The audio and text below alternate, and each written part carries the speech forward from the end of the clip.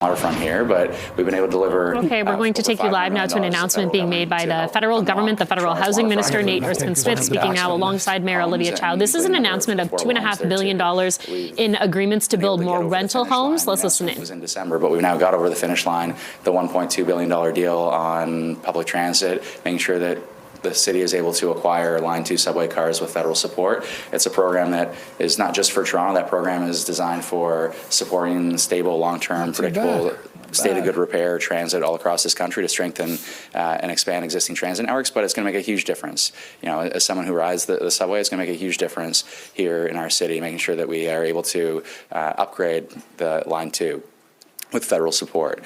Toronto, obviously, as many communities do, struggles with encampments and homelessness, and we've been a partner there through Reaching Home. Significant sums there. We've increased those sums since the pandemic, but we also had a specific focus top-up through the Unsheltered Homelessness and Encampments Initiative, and the city was able to, we were able to secure $25.5 million for that as well. So when you run down the list, we have been a strong partner for Toronto at every possible opportunity. And there are specific projects I just want to highlight that when we think of what this $2.5 billion is going to deliver, whether it's at Quayside, whether it's 49 Ontario, there are a number of specific projects that the city has identified as priorities. And we've worked hand in hand with CMHC to make sure we're getting those across the finish line as fast as possible. And really, if I can say, I mean, we have worked hand in hand to break down as many barriers as we can to get as much done as we can in a really short period of time.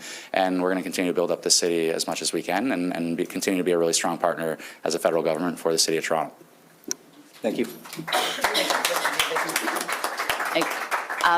When we're talking about partnerships, first of all, I'm so happy that Nate mentioned what's going on in the Port Lances Waterfront Toronto, because that's another amazing example of how when you pull together all orders of government, we literally moved a river. Like, that really shows how much that can happen when we work together. And so we have time and time again in this very small space that you can actually just look out the window and see, here where you're standing and right across, lots of examples of how the strong partnership has been between this federal government and our city. So I'm just excited to be here and to be able to now pass it over to our Mayor, Olivia Chow, who's been an incredible partner for us. Thank you. Thank you. Minister and Member of Parliament and my colleague, Deputy Mayor, it's just wonderful to be here. It's sunny out. It's a hopeful day. It's hopeful because for people that are in tents, in shelters, some of them, hopefully a lot of them, would be able to access shelter. Some would be able to find a home. And that's good news for them because of the homelessness shelter dollars that the federal government have provided. Today is also a landmark agreement, housing agreement deal that we are announcing together. Why is it historic? Because it's the first time the federal government are willing to batch all the projects together and say to Toronto, we trust you to deliver them. It is first time.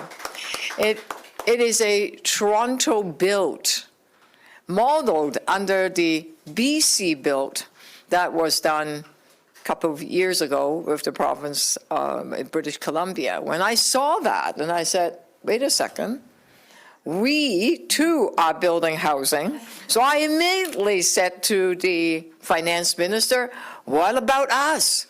We are ready to partner with you. She said, we'll think about that. We'll examine that. And here we are. We're finally able to land this agreement. It batched together 7 very big projects that will have close to 5,000 units of rental housing. But it set a tone for other projects.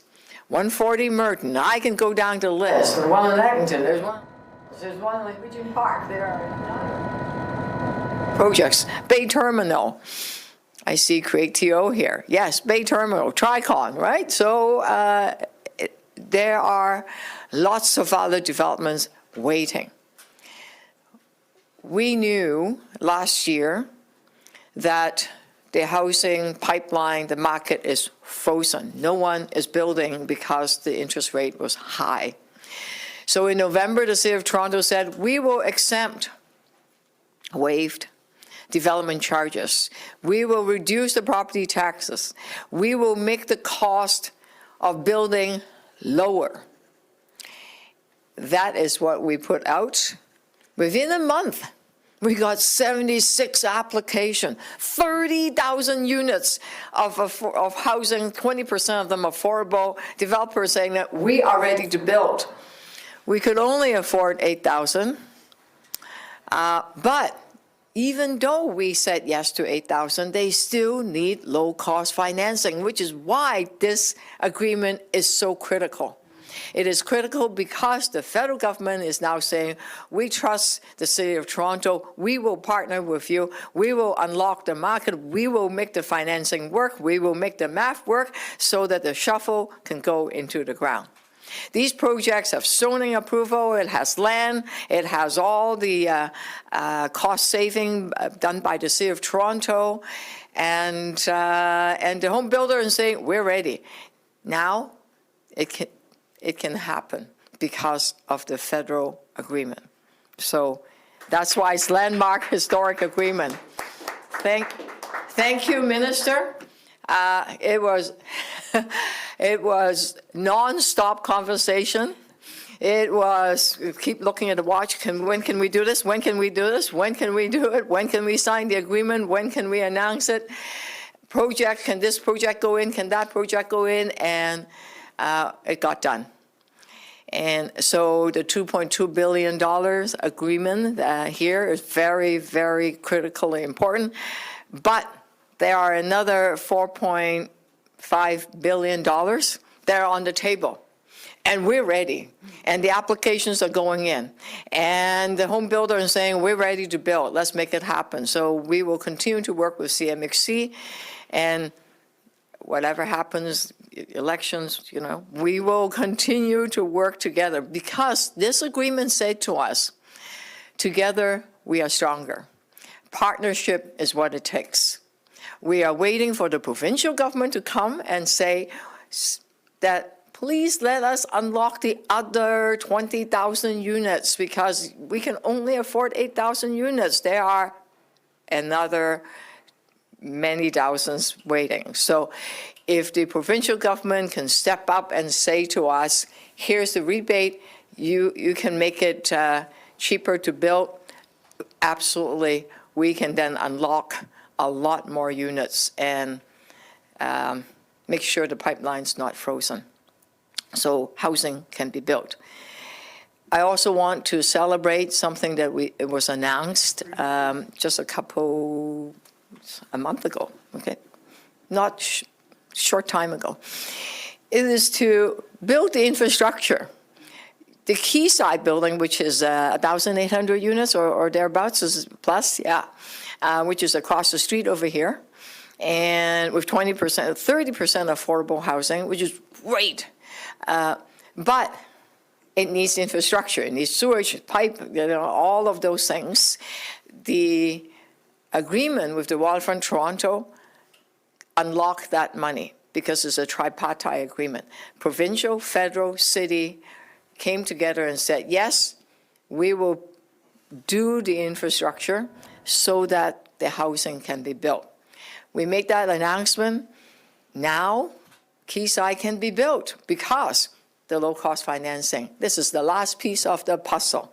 It will be ready, shovel in the ground, I hope, this year, and the infrastructure too, right? So all of that coming together, the Waterfront Toronto working together with the provincial government and this landmark agreement, plus the homelessness funds, there's a lot to celebrate, and I just really want to thank the federal government for partnering with us and signing this landmark agreement.